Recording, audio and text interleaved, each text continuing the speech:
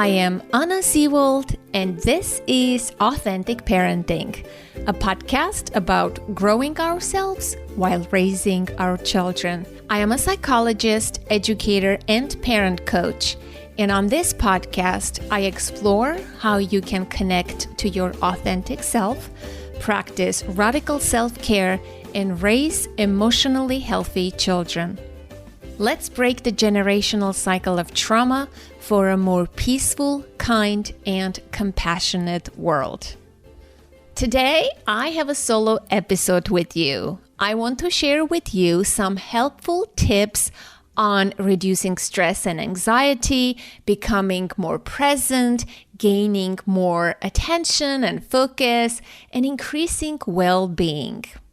I want to share with you how I use my smartphone and engage with social media, and I'm hoping it will inspire you to make some changes in how you use your device and social media. From time to time, we all need to reevaluate our usage of our device and social media. I have several rules for myself, and I created these rules since 2016. And I can tell you, I've been following them without breaking them, almost without breaking them, ever since. And my life is so much better because of the rules. Now, I know that there are individual differences in how we make or break habits. My personality is such that I don't need external motivators or external accountability. I can pretty much either say no cold turkey to things, or I'm also pretty good at moderating my use of the device, for example. Your case might be different, so what I'm going to share today is not a prescription. It's not what I want for you. The reason I want to record this solo episode is not that I think everybody should do what I'm doing. I think it's useful to hear what others are doing so that you can get some new ideas and really rethink how you engage with your device and with social media and make some changes. Your changes could be totally different than mine, but I think it is really critical that we pause from time to time and reevaluate how we engage with our device. Who is in control?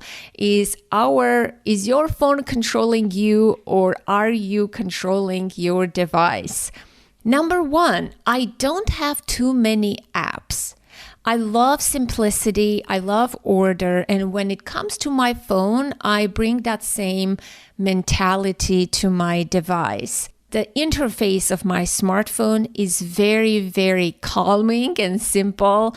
So when I pick up my phone, I don't have that visual clutter. I don't have games. I don't have anything unnecessary. I have the Instagram app, which is the only social media that I use. I have Spotify, which I truly love, and I cannot imagine my life without this app. I listen to music and podcasts. I have my podcast app, the Apple Podcasts app. I have the Uber app and the WhatsApp, which enables me to connect with my family and friends overseas. And I have the basic apps, the weather, the camera, things of this nature. And I have to say, this is so crucial. And I invite you to do a reevaluation, a spring cleaning, if you will, of your phone. Maybe you have downloaded apps 3 years ago that are no longer useful. What I would suggest, and you're welcome to do this method, is delete all of the apps from your phone. And then a few days later, try to reinstall the ones that you remember, that you miss, or you truly cannot live without. It could be for a busy mom, a busy parent. It could be an app like Instacart. Maybe you're ordering your groceries online, or some other app like that you really need, that makes a huge difference in your life. There are no rules here. I think the most important thing is what's important for you. What's the why behind installing this app? And be guided by that principle. I don't have any news on my phone also, so I don't get informed. My phone, I use my phone for basic reasons, you can say. And I know I am an unusual case. That's why I think I want to record this episode to inspire you that maybe you don't have to be an extreme case like me in some cases, but you can still make some changes in your life. The biggest change that I have made is having no notifications at all. And I want to linger on this point and share with you the reasons why you should turn off your notifications. I think one of the worst parts of smartphones is the notifications. Simply turning them off allows you to reduce your phone addiction while still having access to all the apps that you use. Without notifications, you are in control of when you pick up your phone, rather your phone shouting for your attention. If you are like me and if you turned off your notifications, then you know what I'm talking about. But if you've never tried it, you have to experience this freedom. And let me tell you that, contrary to what you might think, I have never missed anything important because I don't have notifications. Notifications are disruptive. When you are in a conversation with someone, or when you're having dinner, or you are out and about, the constant pinging is really disruptive. And you can't help but pick up your phone and take a look and open your phone and open the app. And it's really takes you away from the present moment. Notifications put you in a state of high alert. They are stressors. They increase your stress and anxiety. They accumulate over time. You don't have to be constantly reminded of the breaking news, the emails that you receive, or the text messages or social media updates. You can really take control of this. By turning off notifications, you can stop the barrage of notifications throughout the day and feel less anxious and less stressed.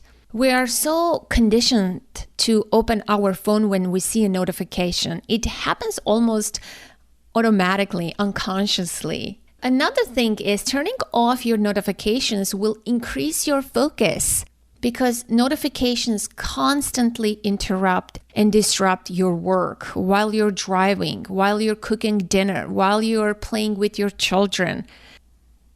You may be thinking, oh, I can multitask, but I'll tell you, we have covered this on the podcast. Multitasking is a myth. And there is something called the switch cost effect, that it takes 23 minutes to regain focus when you switch from one cognitive activity to another. Our brains are just switching very quickly in between tasks, but it doesn't mean we retain focus. There is a lag in regaining focus. I can recommend 2 podcast episodes. Number 1, episode 310, Why You Can't Pay Attention and How to Think Deeply Again, with Johann, the author of Stolen Focus. And another great episode, which I did in the beginning of this year, is episode 352 with Celeste Headlee, How to Break Away from Overworking, Overdoing, and Underliving. Fantastic conversations that will bust the myth of multitasking and really offer you some wonderful ideas, insights, and practical tips on this very topic. By turning off notifications, you become more present. I have a friend who has her notifications, and every time we take a walk together, her phone constantly dings or lights up, and she pauses, picks up her phone, takes a look, and it really is annoying.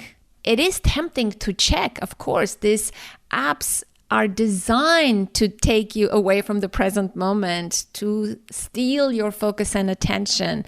But what are the costs? Your time and your attention are prized resources.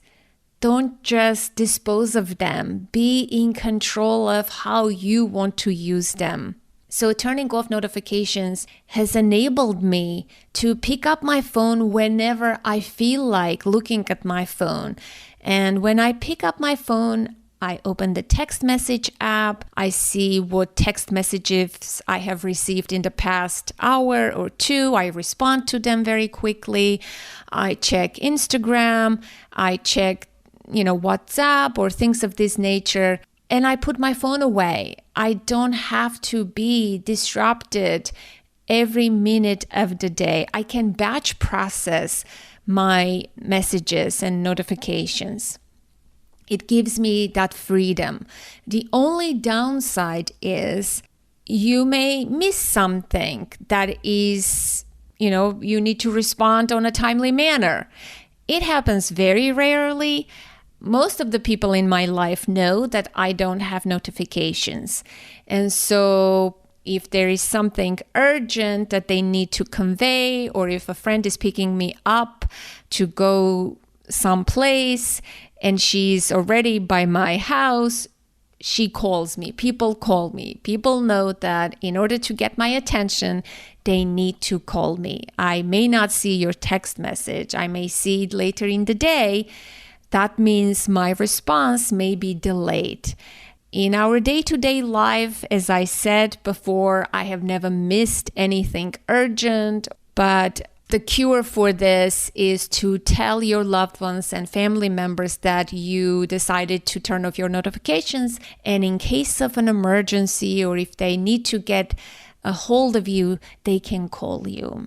When you are bombarded with notifications left and right, it can feel like you have to react to each notification right away. But that's not the case. You almost never need to take action immediately. Without notifications, you are in control of what you do and at which moment. Remember, not everything needs an instant response. So have I convinced you to turn off your notifications? You gotta try this. The next rule I have is no email app on my phone. Yes, it's true. I don't have any email, Gmail, or any email app on my phone. Many people are surprised by this and they find it odd, but let me tell you, it gives me enormous amount of freedom. I don't need to check my email every moment of the day. I usually check my email on my computer a couple of times a day, in the morning, later in the afternoon, and I don't check it in the evening. In fact, my other rule is I don't check email on the weekends. So if you send me something on Saturday, I won't see that until Monday. And yes, I do run a business and people always ask me, oh, how can you live your life without email on your phone and run a business like that? I am going to reiterate something when I said something about notifications that were not that important. Even if you're running a business, unless you are Jeff Bezos or someone big, I don't know, there is nothing life and death urgent that comes into my email inbox.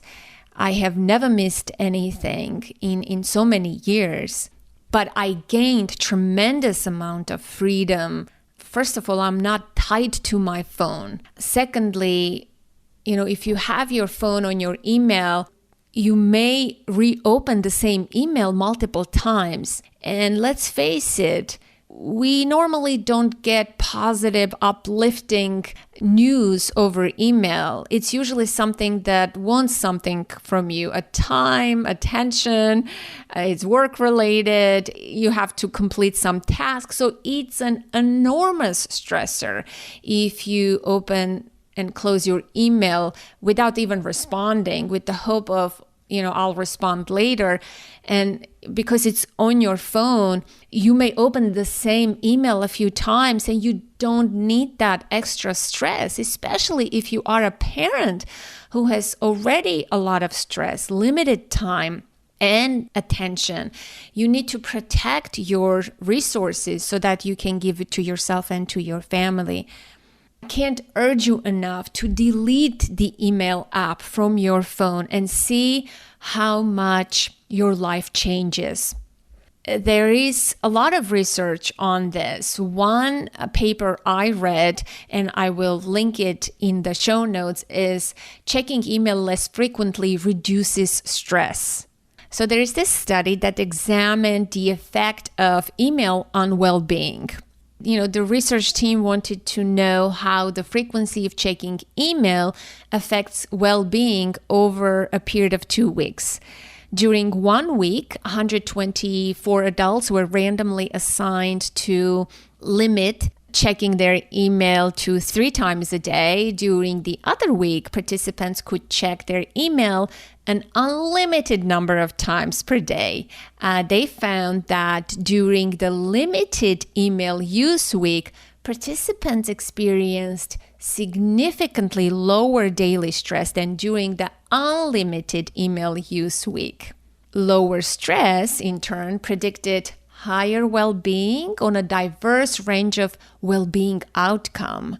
So the conclusion is checking email less frequently reduces psychological stress. So I have 3 email accounts. I have the Authentic Parenting business email account, I have my personal account, and I have my first and old email account that I use for signing up for newsletters and events and rewards and things of that nature.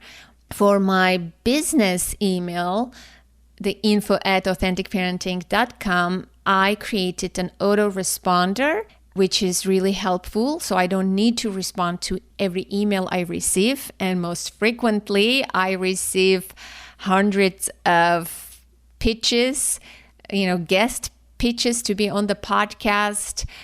I don't have to respond to them because I select my own guests, as you know. And when I receive an email from a listener, I immediately respond. And my emails are usually brief and to the point, which may seem lacking in warmth and too businesslike, but I don't spend much time on email. So if you send me an email with a lot of things, I can only respond to the germane points of that email with 1 sentence, 2 sentences very quickly. I don't use pleasantries or niceties like that when it comes to email most frequently, unless of course that's a listener. I also utilize audio messages a lot. If I receive DMs by Instagram or even email or direct messages I usually respond by sending audio messages.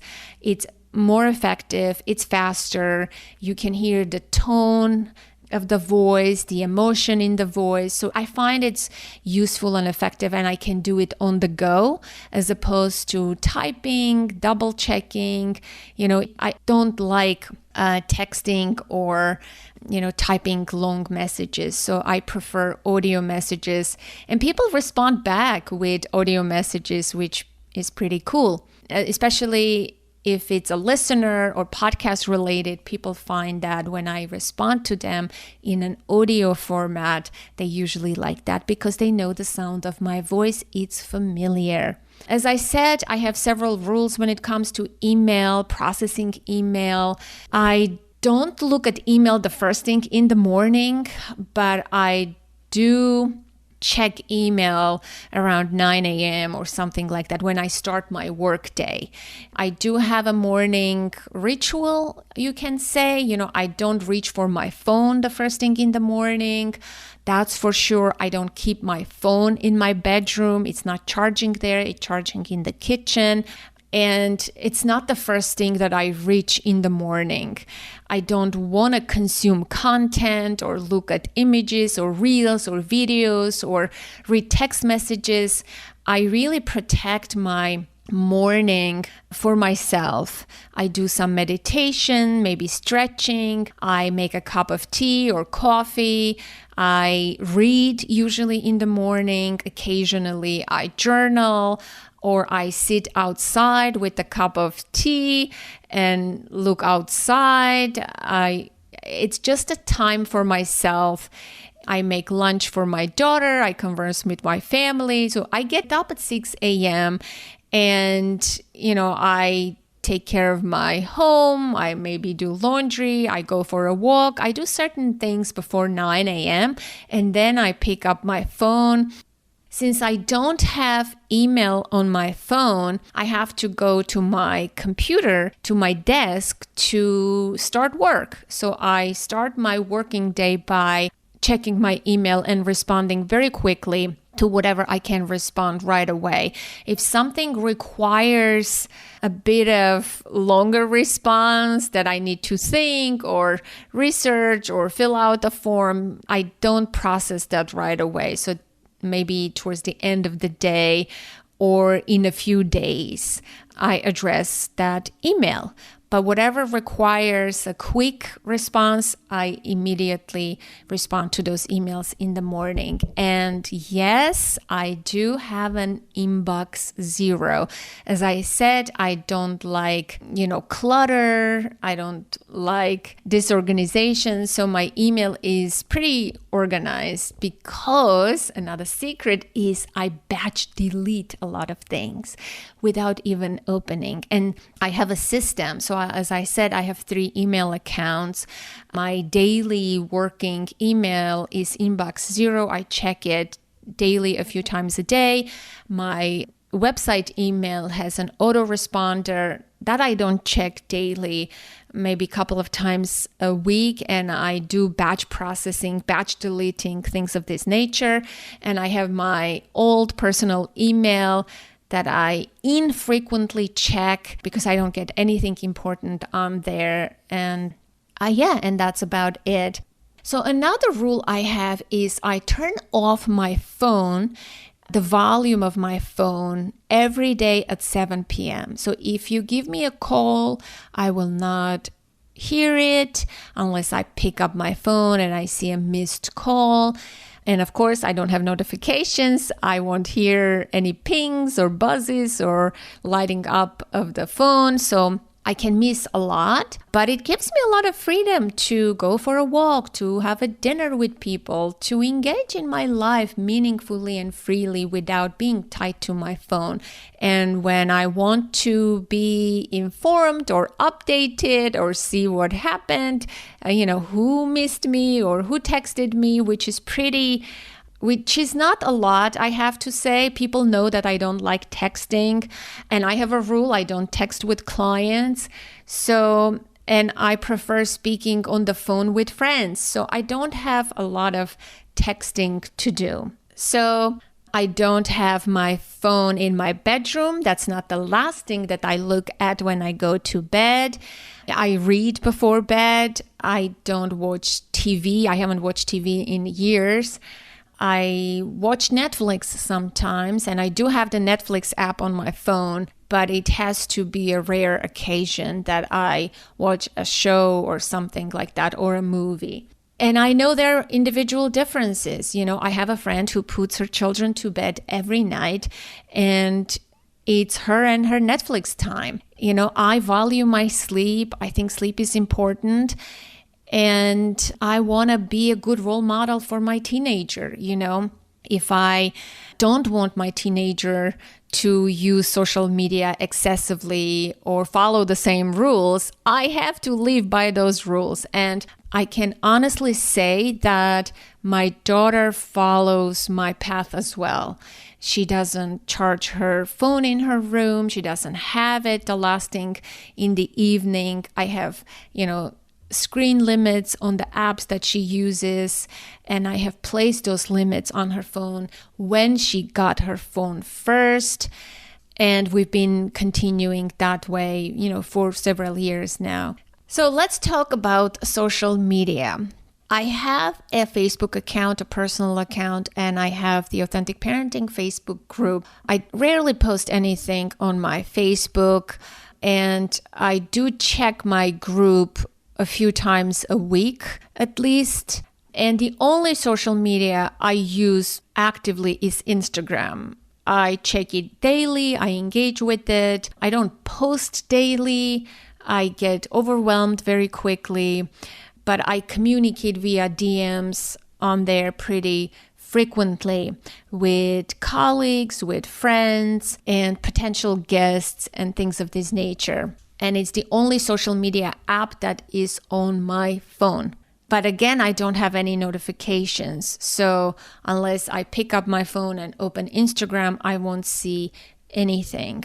I do allow myself some time to engage intentionally with Instagram. You won't see me opening and closing the app throughout the day over and over again.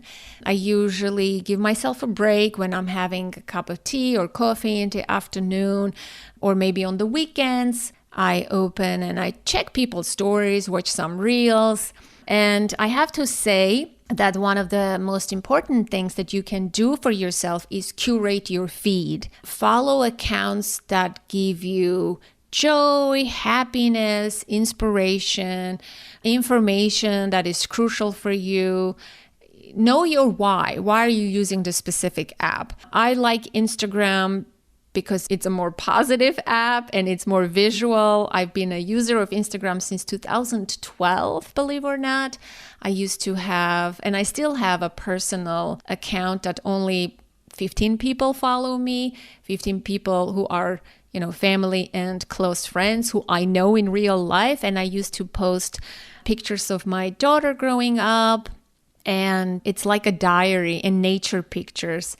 And so I don't use that account anymore. I use the podcast account. But again, I don't post a lot, but I find it useful. So I curated my feed and I follow things that are interesting to me. I follow musicians, my favorite musicians like Coldplay and David Garrett. I follow some stand-up comedy people for comedy relief. I follow some fitness people and some recipe and health related accounts, and some parenting accounts or personal development, trauma related. Recently, I have cleaned my Instagram and I unfollowed, are you ready?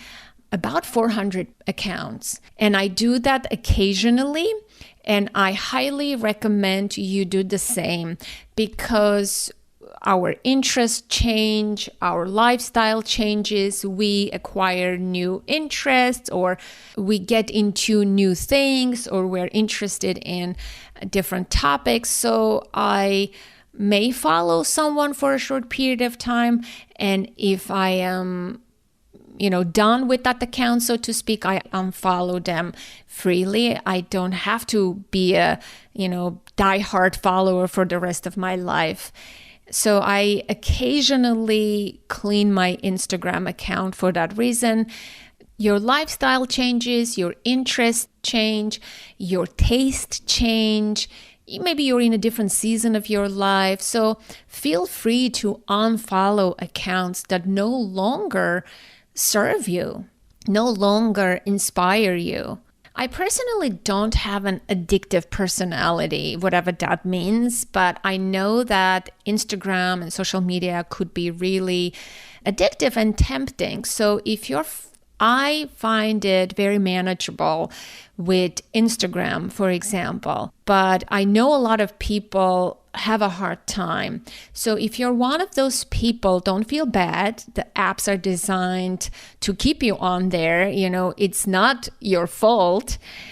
There are powerful forces behind your phone to keep you stuck and make you feel terrible about yourself by comparing your life to other people's lives, And so if you are finding it hard to set a limit for yourself or just using, during breaks, I would recommend giving yourself a screen time limit from the settings of your phone. The way I did it for my daughter, you can actually place a screen limit for yourself for a specific app.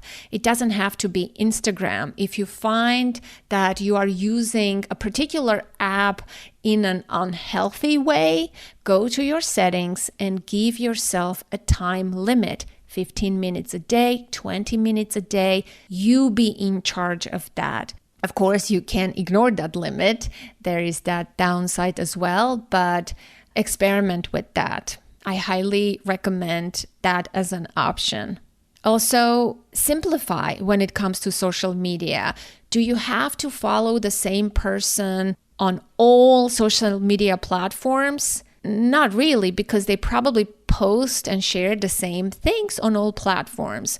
Choose the platform of your choice. If you're following Authentic Parenting, you're following me on Instagram, right? That's the only social media that I use. And maybe you are in my Facebook group, but I don't post the same things usually in the group and on Instagram. On Instagram, I do share in my stories more personal things, more nature pictures. I share other people's contents. In my Facebook group, I answer parenting questions. I post about our upcoming support call, or I share some interesting articles, or I share about the podcast. So I don't repeat myself. And so I would suggest you take a look at the people that you follow on Twitter or on Facebook or on other places and maybe simplify. Do you need to follow them on all platforms? So that's a good rule of thumb. And also, do you absolutely have to be on all social media platforms?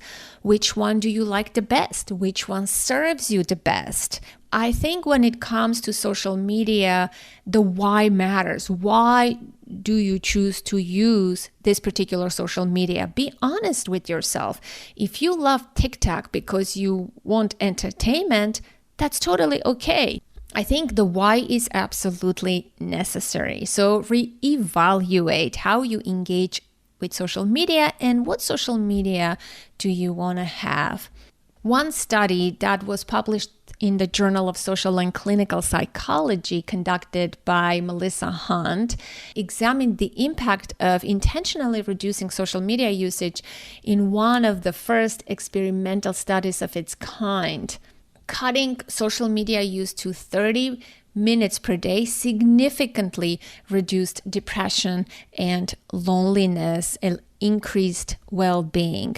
Even if you cut 10 minutes per day with a specific social media app, over the course of time, you may see significant changes in your overall well-being. That's what the study concluded. I will link to that study as well in the show notes.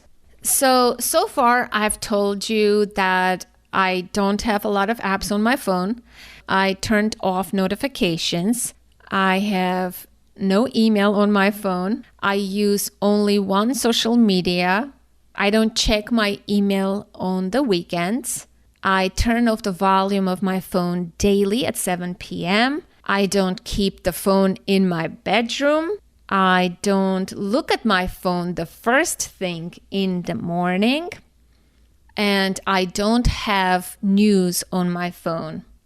Another thing I would recommend, which I don't have, but I know many people find it useful, is if you have a hard time in the evening with your phone, if you can't put your phone away and you find yourself losing sleep and watching Netflix or shows on your phone late at night, one thing you can do is to put a downtime for your phone from the settings. Again, I have downtime for my daughter, and at 9 p.m., her phone shuts down. Basically, it becomes useless. The only thing that is enabled for her phone is the calling feature, but the rest of the apps are disabled. So even if she wanted to, she cannot do anything with her phone. Nothing works. So what you have to do is, if you have an iPhone, that is, you go into your settings, you click on the screen time, and then from there, the first option is downtime. Then you have app limits, communication limits, always allowed, content, privacy restrictions, and things of that nature. The first option you would see is the downtime. You click on that and you can create a schedule for yourself. From this time to this time, put a downtime on my phone, you can say. It could be from 10:30 p.m. to 7 a.m. in the morning. However you wish, play with that, experiment with that, and I hope you can find that helpful. I believe 2 years ago, I created a challenge in our Facebook group, the 7-day spring tech detox, or whatever it was called, challenge. A lot of people enjoyed that challenge, and some of them contacted me and said that they stuck with the rules that they adopted during the challenge. So if you're interested, very quickly, I will tell you what the challenge entailed. As I said, it was a 7-day challenge. On the first day of the challenge, I asked everyone to delete all social media. On the second day of the challenge, I asked them to set downtime for their phones. On the third day of the challenge, I asked them to delete the email app. Wait, it gets worse. On the fourth day, I asked people to delete all the apps on their phone. Because this was a spring cleaning challenge, I asked them to delete all of the apps to see which one they miss, which one they can't live without, right? For the duration of the challenge, which was, on the fourth day, you have 3 more days to go. So it's not a lot of time. On the 5th day of the challenge, I asked people to turn off notifications. You guessed it. This is one of my favorite things about my phone. Day 6, I asked people to do something or go outside and see if they can live with their phone 2 hours without their phones, 2 hours. And on the 7th day of the challenge, I asked them to reinstall the apps that they needed, that they missed, and felt that they can't live without. So there you go. That's the 7-day challenge. If you want to follow it for 7 days on your own, you can totally do that. And let me know how it goes and if you like the changes that you create. So there you have it. Now you know how I use my smartphone, what rules I have created for myself, and how I engage with social media. I hope this episode was helpful and it will inspire you to rethink how you engage with social media and use your device. Let me know what resonated with you and what changes you have made over the years for yourself. And maybe you are like me and you also turned off your notifications. Get in touch. Send me a note to the email info@authenticparenting.com. Call me and leave a voicemail. And yes, I do prefer audio at 732-763-2576. Join us in our Facebook community that I mentioned multiple times, the Authentic Parenting Community, where you can connect with your fellow listeners from around the world, ask parenting questions, participate in our support calls, and so on and so forth. And if you want to connect with me on Instagram, my handle is authentic.parenting.podcast. Take care, be well, connect to the present moment, to yourself and your children. I am Anna Seewald. Thank you so much for listening.